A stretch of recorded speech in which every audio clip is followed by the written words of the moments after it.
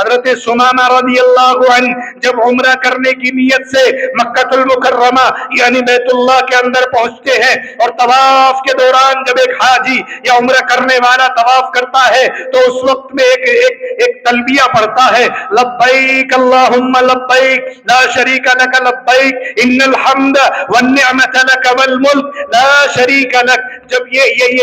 کلمات حضرت سمامہ رضی اللہ عنہ نے جا کر بآواز بلند بیت اللہ کے قریب پڑھے ہیں تو سارے قریش کے مشرکین مکہ اکٹھا ہو گئے اور یوں کہنے لگے یہ کون جرأت والا اور کون بہادر آیا ہے جس نے آ کر کے آج ہمیں للکارا ہے کہ ہمارے 360 معبود بیت اللہ میں رکھے ہو اور ہم سب جو ہیں اس ایک اللہ کی صدا کو سننے والے کیسے بن سکتے ہیں؟ ہمارے سامنے آ کر ہمارے معبودوں کی توہین کرنے والا کون ہے؟ سارے لوگ تلواریں لے کر باہر آ جاتے. السلام علیکم ورحمۃ اللہ وبرکاتہ. الحمد لله نحمده ونستعينه ونستغفره ونؤمن به ونتوكل عليه ونعوذ بالله من شرور أنفسنا ومن سيئات أعمالنا من يهده الله فلا مضل له ومن يضلله فلا هادي له ونشهد أن لا إله إلا الله وحده لا شريك له ونشهد أن سيدنا وسندنا وحبيبنا محمدا عبده ورسوله وصلى الله تعالى على خير خلقه محمد وعلى آله وصحبه وسلم. أما بعد، قال الله سبحانه وتعالى: أعوذ بالله من الشيطان الرجيم، بسم الله الرحمن الرحيم. والسابقون الأولون من المهاجرين والأنصار والذين اتبعوهم بإحسان رضي الله عنهم ورضوا عنه. صدق الله ورسوله النبي الكريم. ملت اسلامیہ کے نوجوانوں، عزیز دوستوں، بزرگوں، اللہ تبارک و تعالی کا بہت بڑا احسان، اس کا کرم اور فضل ہے کہ اس خالق کائنات نے ہم سب کو ایک ایسی جماعت کے اندر، ایک ایسی امت کے اندر، ایک ایسے مقام کے اندر پیدا فرمایا ہے جو دنیا کے اندر ہر ایک کو نصیب نہیں کیا گیا. اللہ تبارک و تعالی نے ہمیں دنیا میں یہ عزتیں، دنیا میں یہ شرافتیں، دنیا کے اندر یہ مقام اور بلندیاں اس وجہ سے عطا فرمائی ہیں کہ ہم اللہ کے ماننے والے ہیں،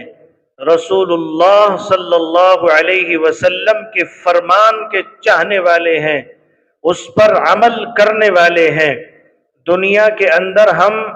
اللہ کے نبی محمد صلی اللہ علیہ وسلم کی اتباع کرنے والے ہیں. اللہ تبارک و تعالی نے ہم سب کو دنیا میں صرف اور صرف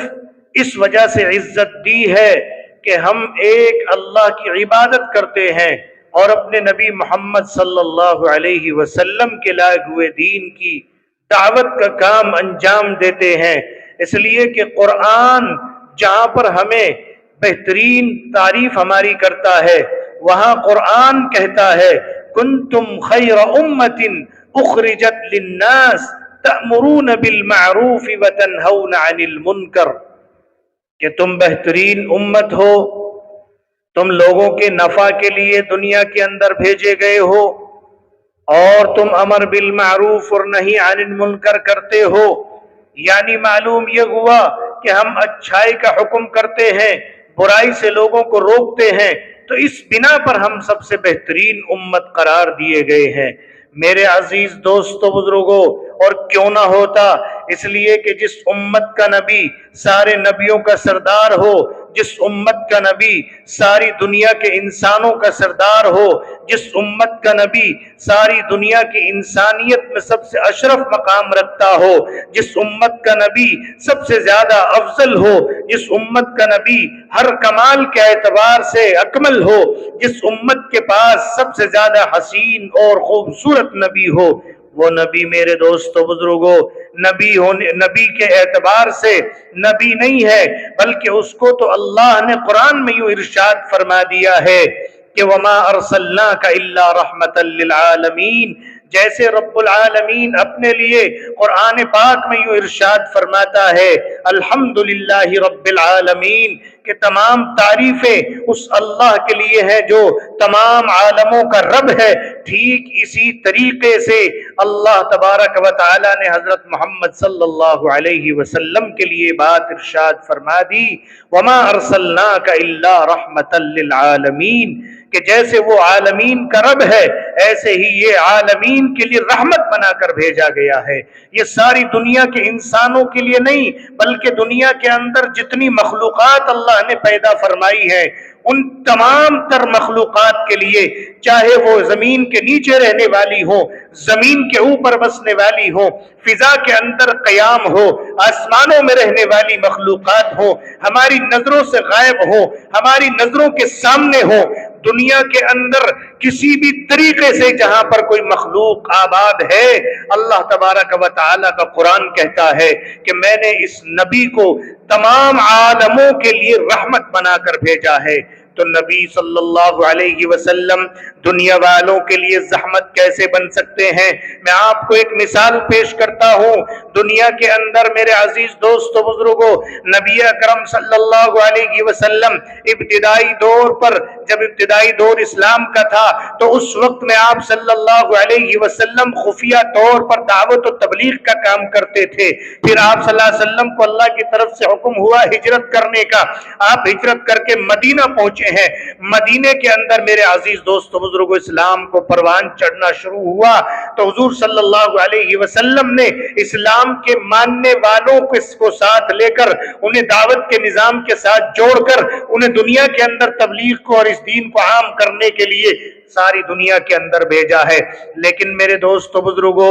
آپ صلی اللہ علیہ وسلم نے ایک مقام پر ایک مرتبہ حضور صلی اللہ علیہ وسلم نے مدینے کے اندر رہتے ہوئے سن 6 ہجری کا واقعہ ہے، حضور صلی اللہ علیہ وسلم نے سن 6 ہجری کے اندر ایک خط لکھا، اور وہ خط یہ تھا، یعنی بادشاہوں کو خطوط لکھے تھے، ان میں سے ایک خط جو بادشاہوں کے نام لکھے گئے تھے، ان بادشاہوں میں سے ایک خط سمامہ کے نام لکھا تھا، جو یمامہ کا ایک عرب بادشاہ تھا، عربوں کے اعتبار سے بہت مشہور اور مقبول بادشاہ اور طاقتور سمجھا جاتا تھا۔ حضور صلی اللہ علیہ وسلم نے یمامہ کے اس بادشاہ کے نام اسلام لانے کا ایک پیغام دے کر، اس کو اسلام کی دعوت دے کر یہ خط لکھا۔ اس میں لکھا کہ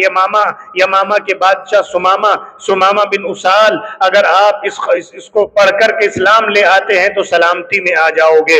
حضور صلی اللہ علیہ وسلم کا یہ خط جیسے ہی سمامہ کے یہاں پہنچتا ہے اور سمامہ کو ملتا ہے تو سمامہ اس خط کو پڑھ کر کے غصہ ہو جاتا ہے اور اپنے چہرے کو ترش رو بنا لیتا ہے، چہرہ بگاڑ لیتا ہے، یہاں تک کہ اس کے خیال کے اندر، اس کے ذہن کے اندر فساد پیدا ہو جاتا ہے اور وہ حضور اکرم صلی اللہ علیہ وسلم کے چاہنے والوں کے خلاف ہو جاتا ہے، حضور صلی اللہ علیہ وسلم کے قتل کے در پہ ہو جاتا ہے۔ اس کے دماغ کے اندر وہ شیطانیت پیدا ہو جاتی ہے جو شیطانیت آج کل ہندوستان کے اندر جگہ جگہ پر ہمارے اس ملک ہندوستان کے رہنے والے کچھ لوگ کر رہے ہیں۔ اسی طریقے سے یمامہ کا یہ بادشاہ حضور اکرم صلی اللہ علیہ وسلم کے خلاف اپنے دماغ کے اندر پروپیگنڈے کرنا شروع کر دیتا ہے۔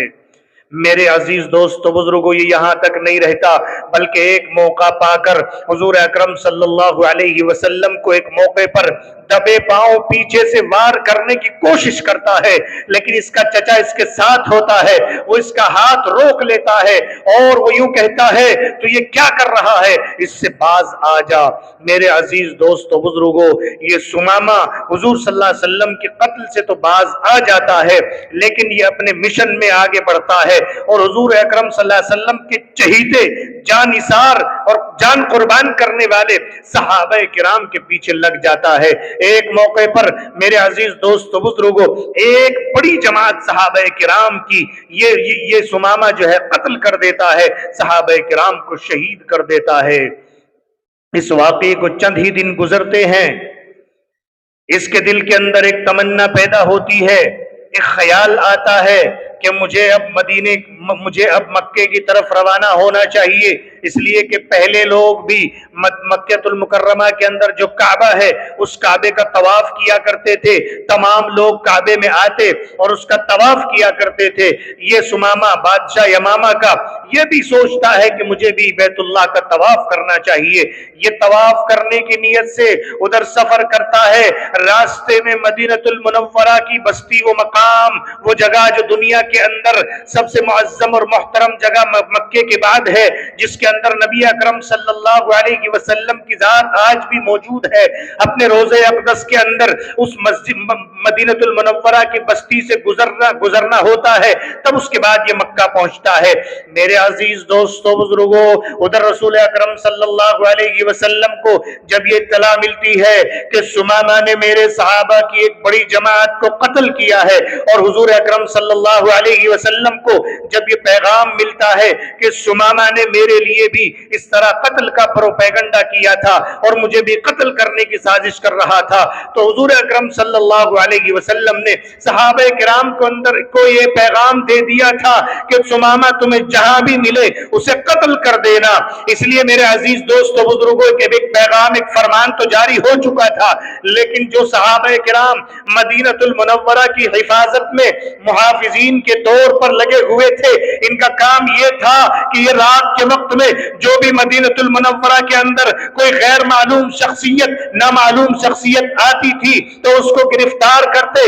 مسجد نبوی کے اندر لا کر ستون سے باندھ دیا کرتے تھے۔ یہی ہوا کہ سمامہ مدینے کی سرحد میں داخل ہوا، صحابہ کرام کی محافظین کی یہ جماعت اس کو گرفتار کرتی ہے، مسجد نبوی کے ستون سے لا کر باندھ دیتی ہے۔ میرے عزیز دوستو بزرگوں، رات بھر یہ مسجد نبوی میں قید ہو کر رہتا ہے۔ صبح کے وقت جب رسول اللہ صلی اللہ علیہ وسلم تشریف لاتے ہیں اور آپ کو اطلاع دی جاتی ہے کہ رات ایک قیدی کو پکڑ کر ہم نے یہاں پر باندھا ہوا ہے، حضور اکرم صلی اللہ علیہ وسلم جیسے اسے دیکھتے ہیں تو فرماتے ہیں تمہیں معلوم بھی ہے کہ تم نے آج کس کو گرفتار کر کے کس کو یہاں پر باندھ رکھا ہے؟ آپ صلی اللہ علیہ وسلم کے صحابہ فرماتے ہیں یا رسول اللہ ہم تو نہیں جانتے کہ یہ کون ہے۔ میرے عزیز دوستو بزرگوں، اللہ کے نبی علیہ السلام فرماتے ہیں کہ یہ یمامہ کا بادشاہ سمامہ ہے اور تم نے اس کے ساتھ یہ سلوک کیا، یہ غلط ہے، تم اس کو آج تھوڑا سا اس کے ساتھ نرمی کا برتاؤ کرو۔ حضور صلی اللہ علیہ وسلم نے فرمایا اس کے لیے ناشتے کا انتظام کرو، میرے گھر سے جو میری اونٹنی ہے اس کا دودھ نکالو اور اس کے لیے خاص طور پر وہ دودھ پیش کرو۔ حضور صلی اللہ علیہ وسلم نے اس کے لیے کھانے کا انتظام کروایا، اس کا اکرام کرایا اور اس کی جو ہے جو اس کے ساتھ میں سختیاں تھی اس میں کچھ کمی کرائی۔ اس کے بعد حضور صلی اللہ علیہ وسلم نے یوں ارشاد فرمایا کہ سمامہ میں تجھے اسلام لانے کی دعوت پیش کرتا ہوں، تو بھی اسلام لے آ۔ سمامہ کہتا ہے اے اللہ کے رسول، اگر آپ مجھے قتل کر دے تو یقیناً آپ ایک ایسے شخص کو قتل کریں گے جس نے آپ کے صحابہ کا خون بہایا ہے، اور اگر آپ مجھے معاف کر دے تو ایک قدردان کو معاف کرنے والے ہوں گے، اور اگر آپ کو میری رہائی پر کچھ قیمت چاہیے تو یقیناً میں آپ کے لیے بہت بڑی قیمت دینے کے لیے تیار ہوں۔ رسول اللہ صلی اللہ علیہ وسلم یہ باتیں سن کر واپس تشریف لے آئے۔ اگلے دن پھر صبح کے وقت تشریف لائے، آپ نے پھر اس کو دعوت پیش کی، پھر اس نے یہی جوابات دیے، پھر آپ تیسرے دن تشریف لائے، اس نے تیسرے دن بھی یہی جواب دیا۔ حضور اکرم صلی اللہ علیہ وسلم نے جب 3 دن گزر گئے اپنے صحابہ سے فرمایا، اے میرے صحابہ تم اسے آزاد کر دو۔ سمامہ بن اسال آزاد ہو کر مسجد نبوی سے باہر نکلتے ہیں، مدینۃ المنورہ سے باہر جا کر حضور اکرم صلی اللہ علیہ وسلم کے شہر سے باہر نکل کر سمامہ بن اسال رضی اللہ عنہ مسجد نبوی سے باہر نکل کر، مدینہ سے باہر نکل کر، مدینے کے باہر ایک بستی ہے، ایک مدینے کے باہر ایک تالاب میں جا کر ایک جگہ نہانے کا انتظام کرتے ہیں، غسل کرتے ہیں، نئے کپڑے پہنتے ہیں، اپنی اونٹنی پر سوار ہو کر پھر واپس مدینہ تشریف لاتے ہیں، مسجد نبوی میں آتے ہیں۔ صحابہ کرام یہ منظر دیکھ کر اکٹھا ہو جاتے ہیں کہ جس شخص کو ہم نے 3 دن تک قید رکھا، وہ یمامہ کا بادشاہ جس کو ہم نے آزاد بھی کر دیا، اب یہ کیا لینے آیا ہے؟ صحابہ کرام کا ایک مجمع اکٹھا ہو جاتا ہے، وہ مسجد نبوی میں آتا ہے، حضور اکرم صلی اللہ علیہ وسلم کو اس کی اطلاع دی جاتی ہے، حضور تشریف لاتے ہیں، یہ حضور کے سامنے مجمع عام کے سامنے کہتا ہے، اشہد ان لا الہ الا اللہ واشہد ان محمدا عبدہ ورسولہ، کہ میں گواہی دیتا ہوں اللہ کے سوا کوئی معبود نہیں، اور میں گواہی دیتا ہوں کہ محمد صلی اللہ علیہ وسلم اللہ کے سچے رسول ہے۔ میرے عزیز دوستو بزرگو، یہ سمامہ ایمان لے آتا ہے۔ ایک صحابی پوچھتے ہیں، سمامہ جب اللہ کے رسول نے آپ کو دعوت دی، آپ نے اس وقت اسلام کیوں قبول نہیں کیا؟ سمامہ کہتا ہے، میں اسلام تو قبول کر چکا تھا لیکن اسلام کا اظہار نہیں کرنا چاہتا تھا، اس لیے کہ دنیا میں قیامت تک آنے والے لوگ یوں کہتے کہ سمامہ جب حضور کی قید میں تھا، محمد کی قید میں تھا، محمد کے چاہنے والوں کی قید میں تھا، تو اس نے ڈر کی وجہ سے، خوف کی وجہ سے اسلام قبول کر لیا ہے۔ سمامہ یہ پیغام دینا چاہتا ہے کہ اسلام خوف اور ڈر کی وجہ سے لانے کی چیز نہیں ہے، اسلام تو ایک امن کا محافظ ہے، اسلام تو ایک دنیا کے اندر عزتوں کی حفاظت کرتا ہے، اسلام تو انسانیت کی حفاظت کرتا ہے، اسلام تو دنیا کی تمام تر مخلوقات کی حفاظت کرتا ہے۔ جس اسلام نے جانوروں کے حقوق بیان کیے ہو، جس اسلام کے اندر غلاموں کے ادب اور احترام کو سکھایا ہو، جس اسلام کے اندر باندیوں کے ادب اور احترام کو سکھلایا گیا ہو، وہ اسلام ڈر کے مارے قبول کرنے کی چیز نہیں ہے، وہ تو ایک ایسی محبت اور پیغام اور ایک ایسا امن کا محافظ ہے جس کے اندر آنے والا ہر شخص حفاظت میں آ جایا کرتا ہے۔ میں اس لیے اسلام لایا ہوں، یہ آزادی کے بعد اس لیے اسلام لایا کہ قیامت تک کوئی انسان یہ نہ کہہ سکے کہ یہ خوف کی وجہ سے اسلام لایا تھا۔ میرے عزیز دوستو بزرگوں، اس وقت سمامہ نے ایک اعلان کیا، یا نبی اللہ، میں آپ سے ایک وعدہ لیتا ہوں کہ آج کے بعد میں آپ کی مرضی کے مطابق زندگی گزاروں گا۔ لیکن رسول اللہ صلی اللہ علیہ وسلم سے وہ کہنے لگا، یا رسول اللہ، مجھے میرے پچھلے گناہوں کا مداوع کیسے ہوگا؟ میں نے بہت بڑے بڑے جرم کیے ہیں، حتیٰ کہ آپ کی ذات پر حملہ کرنے کی کوشش کی ہے، اور آپ کے صحابہ کرام کو تو میں نے کتنوں کو تہہ تیغ کیا ہے۔ اللہ کے رسول علیہ السلام نے اسے ایک پیغام دیا جو اسلام میں آنے کا ایک خاص طور پر، میرے دوستو بزرگوں، خاص طور پر ایک پیغام ہے کہ جو اسلام قبول کر لیتا ہے، اسلام اپنے سے پہلے والے تمام گناہوں کو مٹا دیتا ہے۔ الاسلام یہدم ما کان قبلہ، کہ اسلام لانے سے پہلے جو گناہ تم نے کیے ہیں، وہ اسلام لانے کی وجہ سے، ایمان قبول کرنے کی وجہ سے اللہ تبارک و تعالی ان تمام گناہوں کو معاف فرما دیتا ہے۔ یہ پیغام سننا تھا۔ سمامہ کا چہرہ تل ملا اٹھا۔ حضرت سمامہ رضی اللہ عنہ کہتے ہیں، میں نے پھر اللہ کے رسول سے کہا، یا رسول اللہ، میں نے آج تک اسلام کی خاطر جتنا اپنا جان اور مال اور وقت قربان کیا ہے، آج کے بعد سارا جان، مال، وقت، یہ میری تلوار، یہ جسم، میرا مال، یہ ساری میری طاقت اسلام کی حفاظت میں آج سے جو ہے قربان کر دی جائے گی۔ حضرت سمامہ رضی اللہ عنہ فرماتے ہیں کہ میں نے اللہ کے رسول علیہ السلام سے उस वक्त ईमान कबूल करने के बाद फरमाया, या रसूल अल्लाह, आज से पहले यानी इस्लाम कबूल करने से पहले दुनिया में आपसे ज्यादा बुरा चेहरा मुझे किसी का नहीं लगता था, लेकिन जब से मैं इस्लाम के अंदर आया हूं, आज के बाद इस्लाम कबूल करने के बाद मुझे आपसे ज्यादा मोहब्बत वाला चेहरा, आपसे ज्यादा हसीन और खूबसूरत चेहरा कि जिस चेहरे से मैं ज्यादा मोहब्बत करता हूं दुनिया में मुझे कोई मालूम नहीं होता है। और फरमाया, ये शहर मदीना जो आपका शहर है, दुनिया में इस्लाम लाने से पहले मुझे सबसे ज्यादा बुरा मालूम होता था, लेकिन इस्लाम लाने के बाद मुझे सबसे ज्यादा मोहब्बत वाला शहर, सबसे ज्यादा अमन वाला शहर मदीना मालूम होता है। एक घंटे पहले, 2 घंटे पहले इस्लाम लाने वाला मुसलमान तो अपने इस्लाम की ये कैफियत बयान करे कि मैं आज के बाद से आपसे ज्यादा मोहब्बत करने वाला हूं, आपके शहर से सबसे ज्यादा मोहब्बत करने वाला हूं। एक 60 साल का मुसलमान, एक 50 साल का मुसलमान, एक 40 साल का मुसलमान जो शुरू से आज तक अल्लाह के रसूल का कलमा पढ़ता है, रोजाना नमाज जमात के साथ सफ़े अव्वल में आकर पढ़ता है, उस मुसलमान का हाल देखिए जब उसके सामने कोई तकाजा अल्लाह के दीन की हिफाजत का आए, नामूस रिसालत का आए, नबी अकरम सल्लल्लाहु अलैहि वसल्लम की जात और उसकी सिफात का और उसकी शान में गुस्ताखी करने वालों के मुकाबला करने का आए, तो फिर ये मसलिहतें तलाश करता है, फिर ये देखता है कि इसमें मेरी कहीं जानो माल की नुकसान, मेरा कहीं जानो माल का नुकसान तो नहीं हो रहा है। ये तलाश करता है इसमें कोई मसलिहत मिल जाए जिससे मैं अल्लाह के रसूल सल्लल्लाहु अलैहि वसल्लम का आशिक भी बना रहूं और मुसलमान भी बना रहूं। इबरत का मकाम ये है कि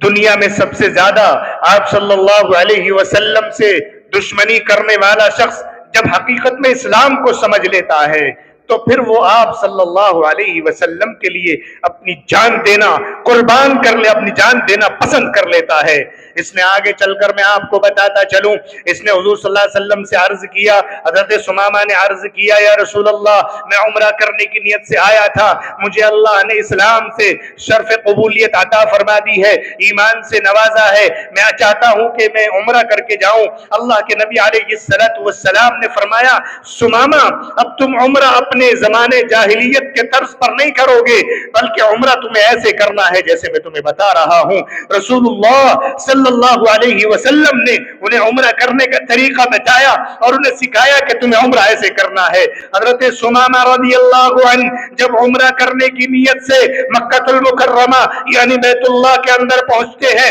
और तवाफ के दौरान जब एक हाजी या उम्रा करने वाला तवाफ करता है तो उस वक्त में एक तलबिया पढ़ता है, लब्बैक अल्लाहुम्मा लब्बैक ला शरीका लक लब्बैक इन्नल हम्द वन निअमत लक वल मुल्क ला शरीका लक। जब ये कलिमात हजरत सुमामा रज़ियल्लाहु अन्हु ने जाकर आवाज़े बुलंद बैतुल्लाह के करीब पढ़े हैं तो सारे कुरैश के मुशरिकीन मक्का इकट्ठा हो गए और यूं कहने लगे, ये कौन जुर्अत वाला और कौन बहादुर आया है जिसने आकर के आज हमें ललकारा है कि हमारे 360 माबूद बैतुल्लाह में रखे हो और हम सब जो है इस एक अल्लाह की सदा को सुनने वाले कैसे बन सकते हैं? हमारे सामने आकर हमारे माबूदों की तौहीन करने वाला कौन है? सारे लोग तलवारें लेकर बाहर आ जाते हैं और आकर के मेरे अजीज दोस्तों बुजुर्गों सुमामा को घेर लेते हैं। हजरत सुमामा बिन उसाल रज़ियल्लाहु अन्हु फरमाते हैं,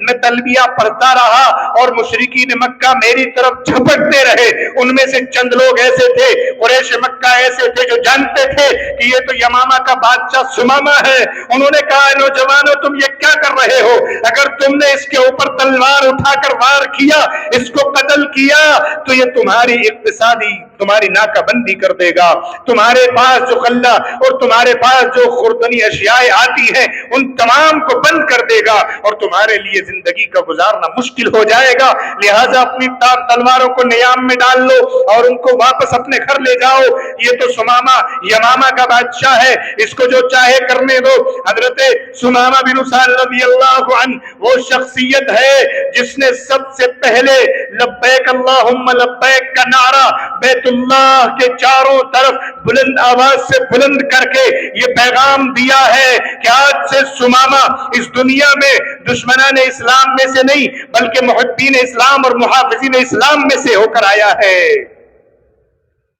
اس لیے میرے عزیز دوستو بزرگوں،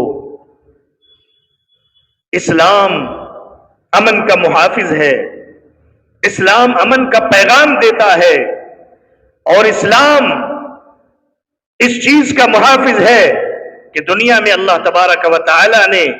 اسلام کے طور پر ہر ایک کے حق بیان کیے ہیں، ہر ایک کو حقوق دیے ہیں۔ اس لیے میری ساری دنیا والے انسانوں کو یہ دعوت ہے کہ تم اسلام کو پڑھو، اسلام کو جانو، اور قرآن کو پڑھو، قرآن کو سمجھو اور قرآن کو دیکھو۔ تم خود نہیں پڑھنا جانتے تو قرآن والوں سے تعلق قائم کر کے، قرآن کے پڑھنے والوں سے تعلق قائم کر کے، ان سے ملاقات کر کے قرآن کو سیکھنے کی کوشش کرو، تب پتہ چلے گا کہ اسلام کے اندر اللہ تبارک و تعالی نے کس طرح کی حفاظت کا انتظام رکھا ہے۔ میرے دوستو بزرگوں، آج مسلمان خود اسلام سے دور ہوتا چلا گیا۔ مسلمان کا عالم یہ ہے کہ مسجد نبوی کے اندر ایک کافر آتا ہے تو وہ 3 دن کے قیام کرنے کی وجہ سے صحابہ کرام کے رویوں کو دیکھ کر، آپ کا اپنے ساتھ برتاؤ دیکھ کر، حضور صلی اللہ علیہ وسلم کا برتاؤ دیکھ کر وہ تو اسلام کو اپنا لیتا ہے، وہ تو ایمان میں آ جاتا ہے۔ لیکن آج کا مسلمان جس کے لیے مسجد بنائی گئی، جس کے لیے مسجد تعمیر کی گئی، جو مسجدیں اسلام کا شعار سمجھی جاتی ہے، جو مسجدیں اسلام والوں کے لیے حفاظت کی جگہ ہیں، جو مسجد اسلام والوں کے لیے امن کا پیغام دیتی ہیں، جہاں ان کی دعائیں قبول ہوتی ہے، جہاں ان کی نمازیں قبول ہوتی ہے، آج مسلمان مسجد میں جانا پسند نہیں کرتا ہے، بلکہ یہاں تک کی حد ہو گئی ہے کہ چند لوگ جو مسجد کی آبادی والا عمل کرتے ہیں، ایک جماعت کی شکل میں، گشت کی شکل میں لوگوں کو مسجد میں لاتے ہیں، ان کی باتیں سننے کو تیار نہیں ہے، ان سے دور بھاگتے ہیں، ان سے میرے عزیز دوستو بزرگوں نفرت تک کرنے لگتے ہیں، تو پھر آپ کیسے مسلمان ہیں؟ آپ کس چیز کا پیغام دے رہے ہیں؟ اس لیے میری آپ سے گزارش ہے، اپنی زندگی کے اعتبار سے خود فیصلہ کیجئے اور خود سمجھیے، اپنے گریبان میں جھانک کر دیکھیے کہ آج ہم کس نبی کے مت والے، کس نبی کی امت میں، کس نبی سے ہم محبت کرنے والے، اور کیسے محبت کرنے والے، کون سی محبت کرنے والے؟ کیا یہ صرف دعویٰ ہے؟ اس کے لیے کوئی دلیل بھی ہمارے پاس ہے یا نہیں ہے؟ اس لیے غور و فکر کرنے کی ضرورت ہے۔ آج میں امت مسلمہ کے مسلمانوں سے عرض کروں گا کہ جس طرح سے لوگ رسول اللہ صلی اللہ علیہ وسلم کی شان میں گستاخیاں کرتے ہیں، حفات و بکواسات کرتے ہیں، اپنی زبان کھول کر الٹے سیدھے الفاظ بک دیتے ہیں، یقیناً ایک مسلمان ہوتے ہوئے اسے افسوس تو ہونا ہی چاہیے۔ لیکن دوستو بزرگوں، میرا ایک آخری پیغام یہ ہے کہ آپ صلی اللہ علیہ وسلم کے لیے اگر ہمارے پاس قلم کی طاقت نہیں، ہمارے پاس زبان کی طاقت نہیں، ہمارے پاس قانونی کوئی طاقت نہیں، ہمارے پاس کسی طرح کا کوئی اقتدار نہیں ہے، تو پھر اللہ کے رسول صلی اللہ علیہ وسلم کے لیے ہم کیا کر سکتے ہیں؟ مسلمانوں کو چاہیے کہ وہ اکٹھا ہو کر احتجاج کی شکل میں، اس میں کسی طرح کا واویلا نہ ہو، شور شرابہ نہ ہو، اس میں FIR درج کی جائے، اور اسی طریقے سے اللہ کے نبی علیہ السلام کے لیے درود پاک پڑھنے کا اہتمام کیا جائے، سیرت النبی صلی اللہ علیہ وسلم کی کانفرنسیں اور اسی طرح کے پیغامات قائم کیے جائیں، اور اسی طریقے سے اللہ کے نبی علیہ السلام کی سیرت کو زیادہ سے زیادہ خود پڑھیں، اپنے بچوں کو پڑھائیں، سکھائیں، بتائیں کہ حضور اکرم صلی اللہ علیہ وسلم کا پیغام کیا تھا۔ اس طرح کے معمولات ہم دنیا میں قائم کریں تاکہ یہ دنیا والے جان جائیں کہ حضور صلی اللہ علیہ وسلم دنیا میں تو رحمت بن کر آئے تھے، دنیا میں حضور صلی اللہ علیہ وسلم درختوں کے لیے رحمت بنے، پتھروں کے لیے رحمت بنے، زمین کے لیے رحمت بنے، آسمان کے لیے رحمت بنے، عرش و کرسی کے لیے رحمت، دنیا کی ہر شے کے لیے رحمت بن کر آئے ہیں، تو پھر ایک اشرف مخلوقات انسان کے لیے کیسے رحمت نہیں ہو سکتے ہیں؟ اس لیے اس پیغام کو آپ سب حضرات اپنے تک محدود نہ رکھیں، بلکہ اس کو اپنے دوستوں کو پہنچائیں، انہیں بتائیں کہ ہمارا کرنے کا عمل یہ ہے۔